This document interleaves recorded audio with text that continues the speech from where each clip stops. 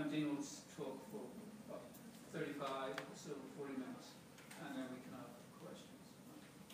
Unless I dry up embarrassingly beforehand. Thank you. Thank you, everybody. The comparison between the major challenges to the British state from the threat of terrorism emanating from Northern Ireland, both within Northern Ireland, within the Irish Republic, and within Great Britain itself, on one side, and the challenge to the British state now from Islamist terrorism is one that's often made. But there's actually been relatively little detailed work done in comparative terms in terms of state responses and state policies. And the various phases of those state policies, because of course we've gone through a number of evolutions in terms of British strategies towards Islamism from the 1990s onward, when the issue first really erupted on the scene within the UK with the first action of Islamist terrorism in Great Britain in 1994 with the bombings on Balfour House and on the Israeli embassy in that year, then moving of course through eventually through to 9/11, the aftermath thereof, and ultimately of course the events of 7/7, the London tube bombings, which of course sort of are really the sort of point of departure for much of the modern policy debate in the UK and in Whitehall specifically on that subject. One of the reasons why it's a particular pleasure to be addressing an audience here in Northern Ireland is I think there are certain aspects of this debate that will be particularly well understood by an audience from this province, from whatever tradition or background anyone comes from.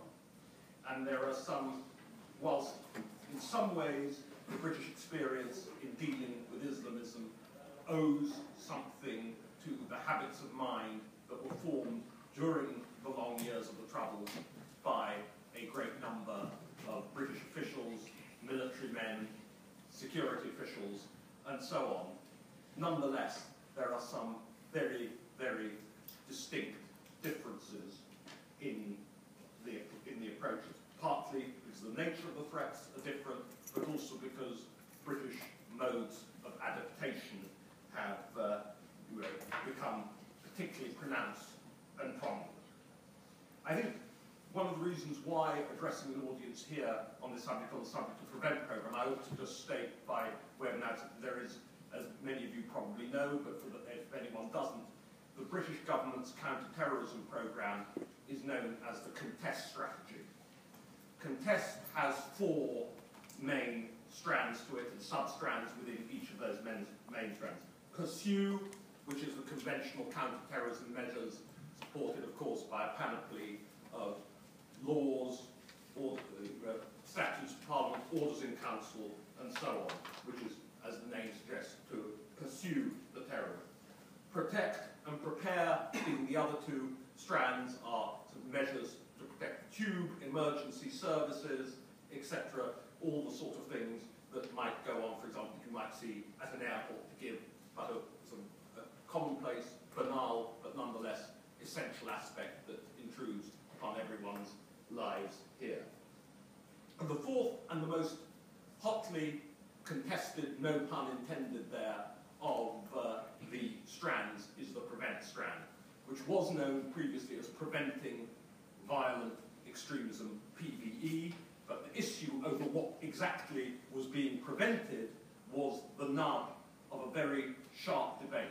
Not so much between British political parties in Great Britain, but in some ways sometimes within parties, parties having been divided on this subject, and actually, perhaps more importantly, because of the importance of the permanent bureaucracy as a determinant not merely of policy, perhaps even more importantly, implementation of policy, is the debate that raged amongst mandarins within Whitehall themselves, between them and between different factions and different groupings with different perspectives. And Prevent is essentially as the name suggests, without wishing to overlook the obvious, it is about preventing people from getting involved both in violent extremism and in extremism all told itself. I will come back to that further because that's been a significant aspect of policy under the current coalition government since May 2010. And prevent, to use a phrase, and this is why I'm pleased to be able to be before this audience here at UU today, prevent in its multiple manifestations, whatever interpretation of prevent you take, whatever prevent policy you choose to pursue, prevent is, to use a phrase that was used by many nationalists in the mid-1990s at the time of the debate on the decommissioning of weapons in the early years of the peace process here. Prevent is about the decommissioning of mindsets. Many of you will remember that phrase from that period. And the question is, when you disaggregate that phrase, decommissioning of mindsets, what exactly is being decommissioned and which mindsets in particular are being decommissioned, and how are they being decommissioned? I will run through it. In the first contest emerged pretty soon after 9/11. Before there'd been any, although there'd been attempted bombings, before there'd been any large-scale mass casualty attacks in GB, most obviously, of course, as I've indicated, the 7/7 bombings of 2005. The first contest was actually, which contained elements of prevent, was not actually published. It was not published for an interesting reason, is because the early contest it was feared by elements of the then Labour government, most notably Number 10, that if it was published, it would reflect badly upon the government's foreign policy, but the government's foreign policy, most notably the then Labour government's foreign policy of Tony Blair, going into Iraq with President George W. Bush, had in some way made us more vulnerable to terrorist attack within GB itself. So it wasn't published. By 2006, a more sophisticated variant was ready. Many of the details had been more clearly thought out and thrashed out, and that version, with a little bit of a gap of time, was published. It's a quite slender document. The big leap forward came between 2006 and 2009, and when this document here was produced, available on the web as its successor document is, and this document, I'll just see, this document is 174 pages worth. Quite a lot of colour in here, quite a lot of bullet points, some good summaries, and an interesting document. And interestingly also has a history of the evolution of the Islamist threat as perceived at the highest levels of the British state. What was interesting about this document, produced towards the latter phase of the lifetime of the last Labour government, Gordon Brown as Prime Minister, Jackie Smith, then Home Secretary. This is actually the Home Office is the lead department here. It's produced by the Home Office, though it has many aspects, many other departments with many other inputs in here. The greatest debate on this document was over the Prevent programme. And the debate essentially ran as follows. After 9/11, after 7/7, the British state's aspirations, at least in terms of many of the key figures responsible for implementing policy, both mandarins and some of the politicians, but significantly not the then Prime Minister Tony Blair himself, their aspirations were quite minimalistic. The minimalistic nature of the aspiration reflected upon the fact that they sought solely to prevent, or predominantly, I should perhaps say, to prevent violent extremism. In other words, that people, to use a phrase that arose at the time, I'm sure many of you will remember, a gentleman called Abu Hamza, who had one eye and had a hook, was acquired in the British tabloid press the sobriquet of the Hook. And he preached at an institution called the Finsbury Park Mosque, the North London Central Mosque, as it was alternatively known. And many of his lurid sermons, to use a phrase, poisoned young mindsets and resulted in some measure in the state of ideological fermentation that led to the 7/7 bombings on the London Tube. And there was a very, very interesting moment which emerged with Edward Fitzgerald QC, who was Abu Hamza's defence lawyer, noted British civil libertarian. And he cross-examined some of the witnesses to this case during the course of his defence. And one of the things that came out in from Abu Hamza's defence counsel was the following fascinating line. A conversation with one of the Metropolitan Police Special Branch officers liaising with him. And the line was, you can say what you want so long as there is no blood on the streets. In other words, that Abu Hamza and other hate preachers of his kind could spew out as much sectarianism as they wanted, just as long as people didn't go off in consequence of that and perpetrate any physical atrocities. Now, this was an extraordinary thing, but it was true, and this was not the only institution where this applied, and wide swathes of British security officials and Whitehall mandarins had bought off on this policy. That it was too much to ask some of the most sectarian elements within the world of radical Islamism not to spew out their sectarianism. All that you could ask of them was not to urge violence directly within the United Kingdom. But violence might potentially, for example, be for export. A blind eye might even be turned if people were going abroad for jihad, but it was not acceptable to, as it were, foul your own nest. This, of course, as we know from the event 7/7 of 7/7, turned out to be a tragic delusion. And there were one or two reasons why this was allowed to run. In the very early phases, a certain segment of security officialdom wanted to see who turned up at the old Finsbury Park Mosque. It was like sort of, switching on a light and having the moths round the flame, see who congregated there in that particular institution. But there was another deeper aspect of it, which in a way is of greater enduring significance in that remark which was made by the special branch officer which emerged at the trial of Abu Hamza during the cross-examination by his defence counsel. And it goes as follows, is that it constitutes the use of harsh sectarian rhetoric might constitute a safety valve. That, as it were, that if people felt that their sectarian or hardline ideological sentiments were being expressed in this vigorous way, that might constitute a sort of release. This was said to me also during the course of my journalistic researches at the time when I was doing columns on the matter for the Times newspaper.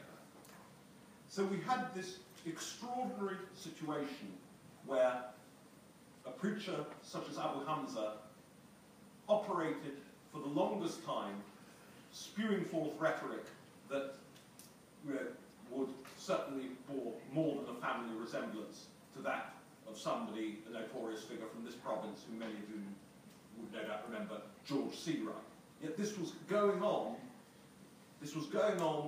completely unimpeded, completely unstopped, until eventually Abu Hamza overplayed his hand and he was ejected from the mosque and a new team of people were put in. Another story for another day, that latter episode.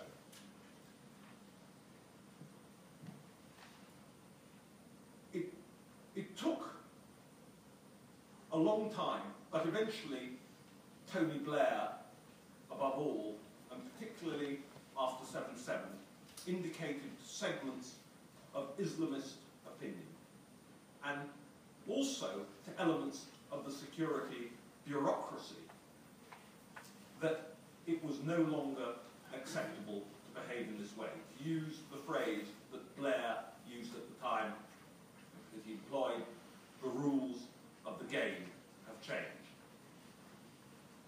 And there was a deeper struggle which Blair had, which Brown then had,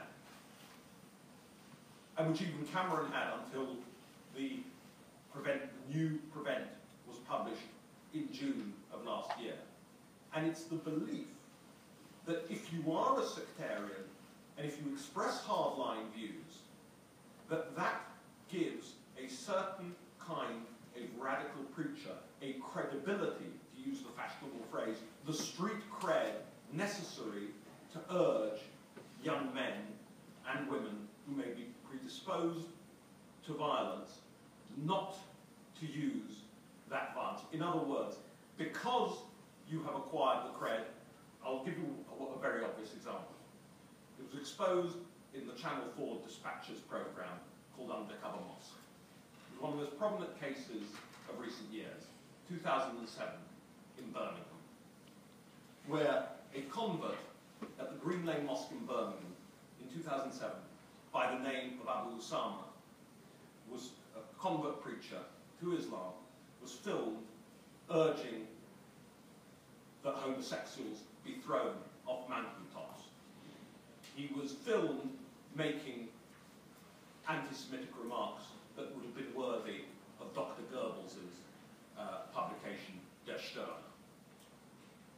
Yet it also emerged subsequently that he had been tolerated by the West Midlands police in doing so because he had, in so doing, he had acquired credibility to then say to angry young people, I share your prejudices, but this is not the time and the place to commit violence in the here and now in the United Kingdom. These exposures by Channel 4's Dispatches, itself another story in and of itself, which I'm happy to go into with people afterwards, because it's a very, very interesting story, and I think further flags up some of the contradictions of policy, profoundly disturbed senior figures in the last Labour government. They disturbed, at the time, Hazel Blears, who was the Secretary of State for Community and Local Government, for Communities and Local Government. They disturbed the Home Secretary, the then Home Secretary Jackie Smith. And this formed part of the background to the refreshed contest, which we're talking about here, on Prevent, is what should we be preventing? Should we be preventing, if we're preventing only violent extremism, then is somebody like Abu Usama, the gentleman whom I just referred to, from the Green Lane Mosque, an acceptable partner in de-radicalising angry young people because he has that street cred, because of his expression of bigoted sentiments? Or, as Blair indicated at one or two moments, and then Cameron particularly, both in opposition and from May 2010 onwards, saying that the mindset of sectarianism is ultimately the poisoned well from whence violent extremism can flow. And that is the essence and the nub of the debate. What are we preventing? Are we preventing just violent extremism, or are we preventing extremism all told, and extremism of all kinds, including, of course, white extremism, which had its hideous expression in the terrorist act last year in Norway of Anders Breivik. But of course, as we know from this document and the security assessment, is that the vast majority, of course, of the resources of the state are deemed to be focused against the threat of Islamist terrorism. And I suppose what Blair's, and others, Lord Carlisle of Bury, the Liberal Democrat QC, who was independent reviewer of terrorism legislation, and latterly independent reviewer of the provided independent oversight of the Prevent review, were saying, in some way, has echoes of the famous line of W.B. Yeats. Did those words of mine cause some man out there to be shot? And that's the thing, is do words have consequences? Does the credibility that you acquire from expressing sectarian sentiment, are the advantages that that approach has, are the advantages outweighed by the problem that you are continuing to underwrite the envenomed mindset that ultimately, in other words, you gain short-term tactically by stopping somebody from doing something, but you underwrite the long-term mindset that results in the further poisoning of society. Cameron made it quite clear from his days in opposition that he was determined to take a different view.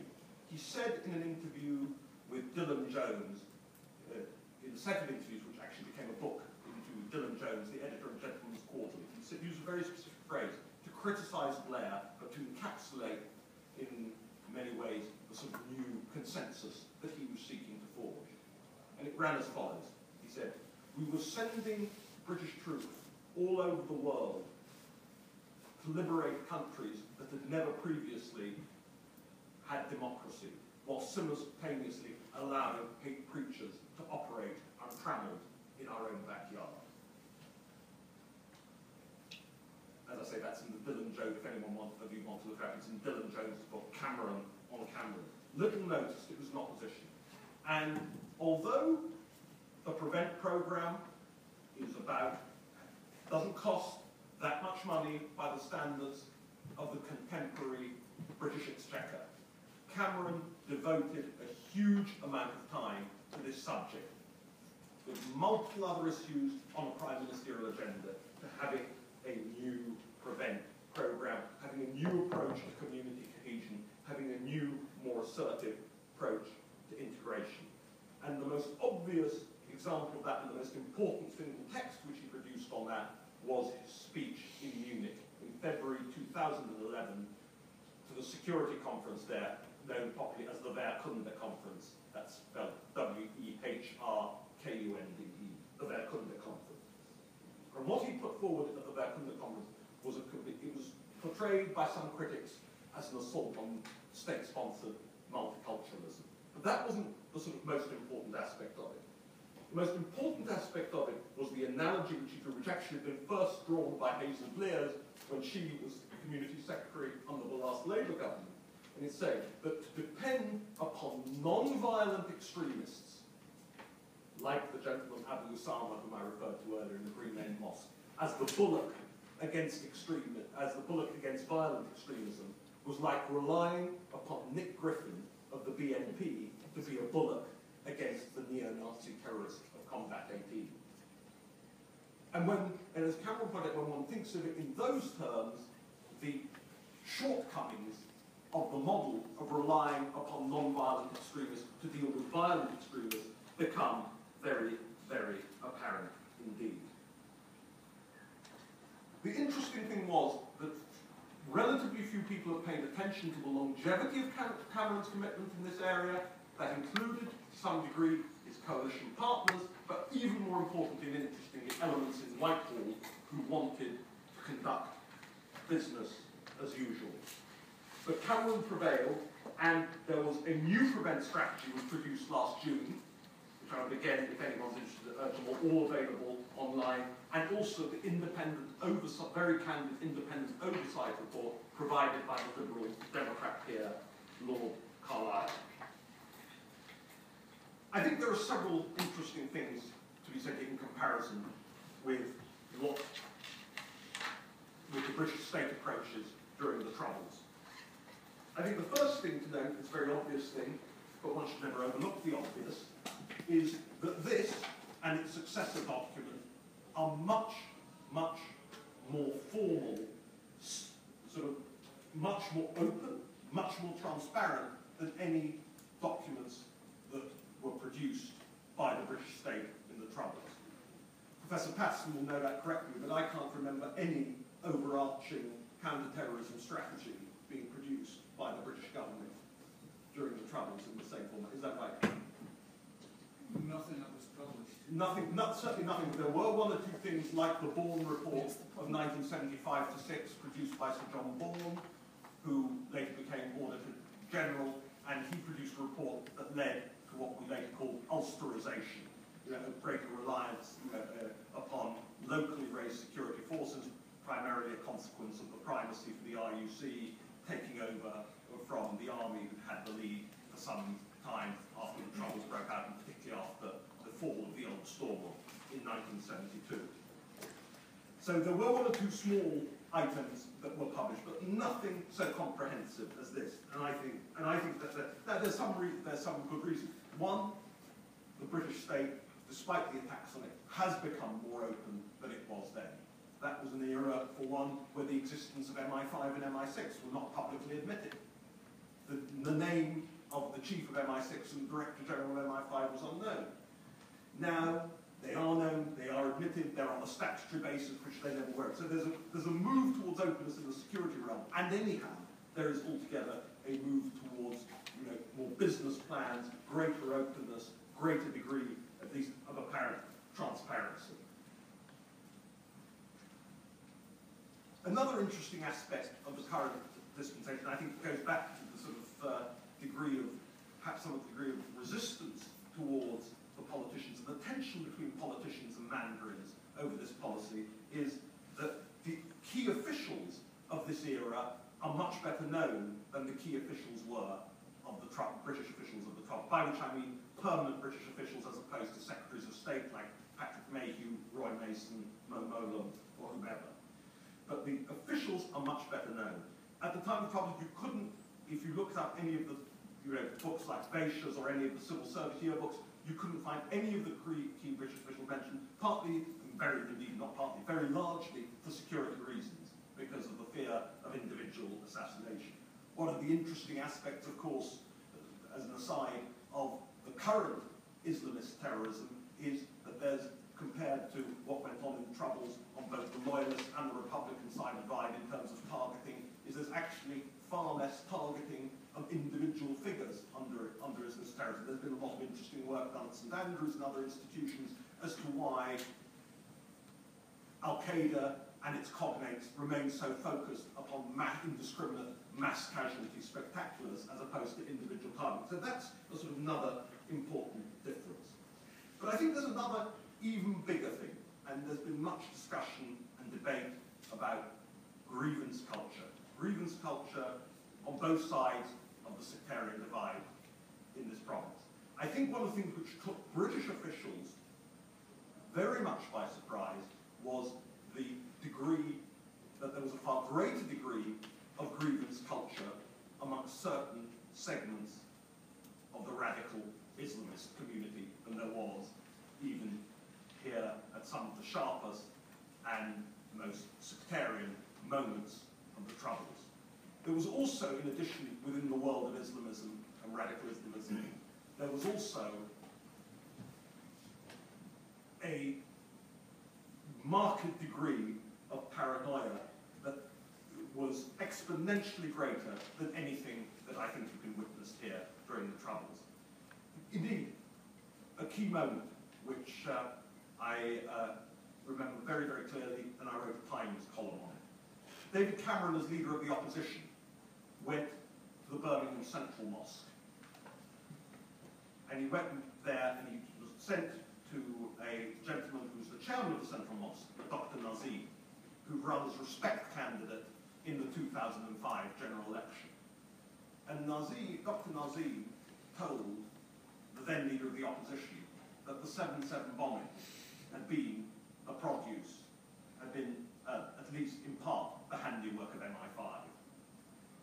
I don't think anyone, such comparable claims were made by senior authority figures in position of religious authority, certainly, on either side of the sectarian divide here during the Troubles. And this created, again, a further issue of the envenoming of young mindsets.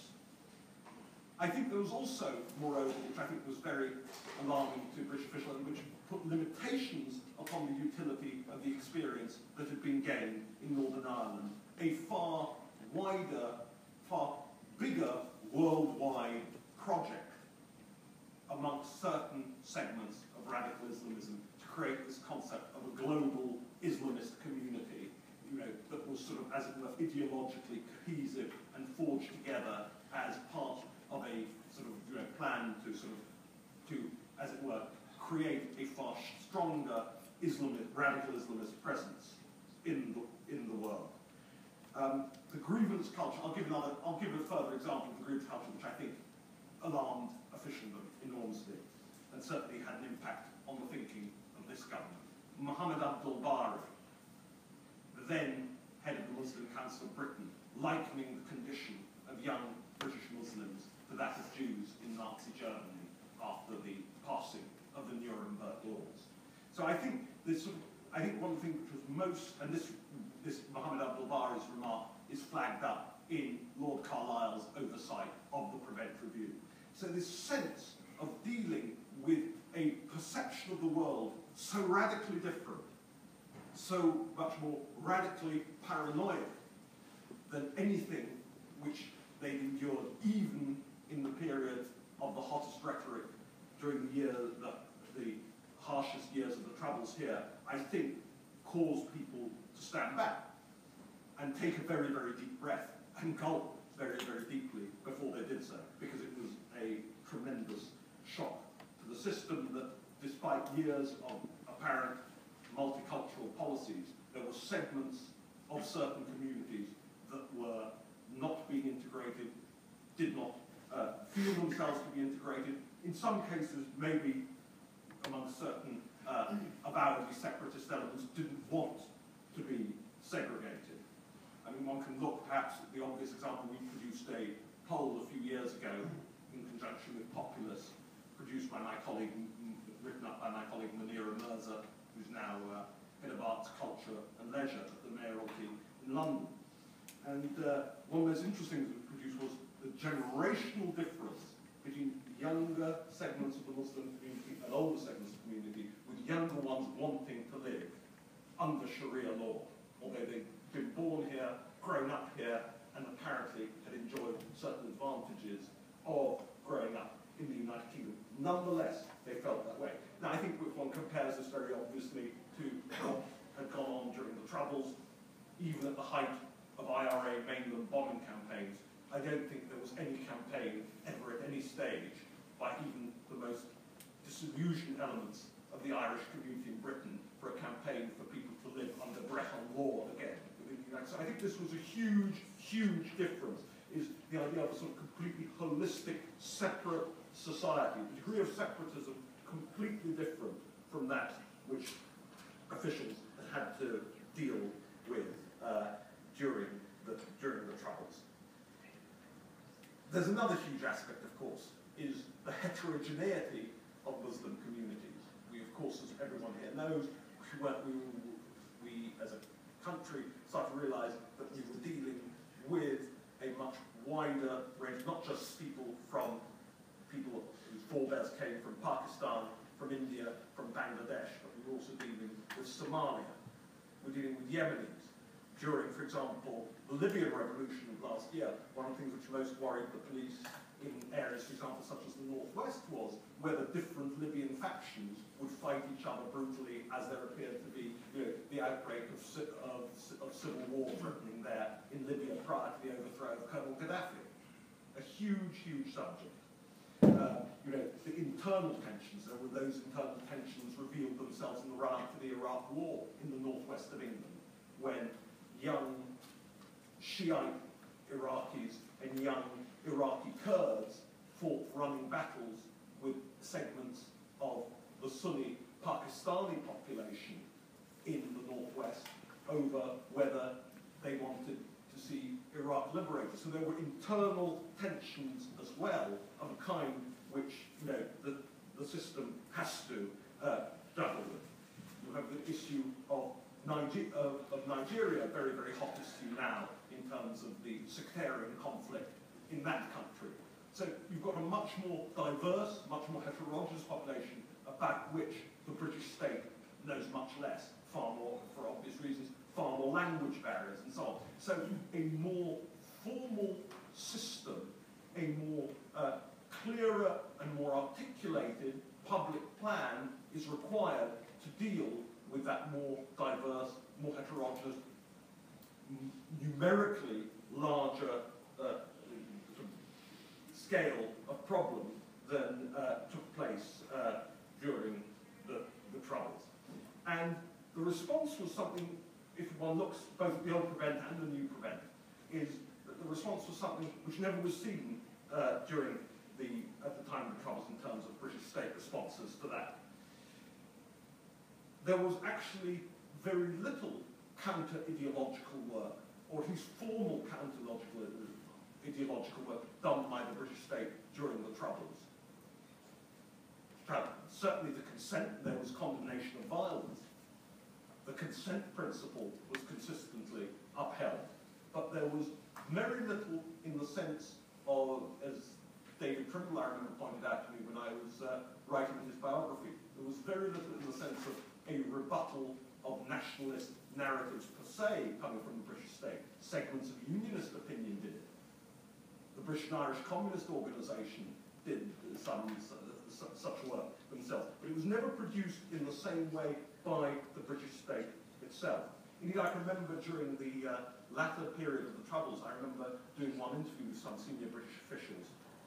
It was in the period in the late 1990s when, in segments of the New York State school system, there was it had been injected into the curriculum that the famine, the Irish famine, would be taught on a par with the Holocaust of the Jews in Nazi Germany from 1939 to 1945. It was very, very interesting in the course of the interviews, and someone asked some of the officials, saying, did they not think that this could poison, to use the phrase, the decommissioning of mindsets? Did they think this could reverse the decommissioning of mindsets and result in, many years down the line, some of the people who've been taught that the famine was a deliberate act of genocide by the British state? Could this not be problematic for the British state at some point down the line? And the officials said, all automatically said, it wasn't any of their business to rebut such narratives that had been injected into the curriculum of the New York State school system. Now that's a difference from what now. There is an attempt now to engage in counter-ideological work, if we can put it at that time. What the nature of it is, what the scope of it is, how far it will go, what the nature of those messages will be. The Research, Information and Communications Unit, called RICU, flagged up in here.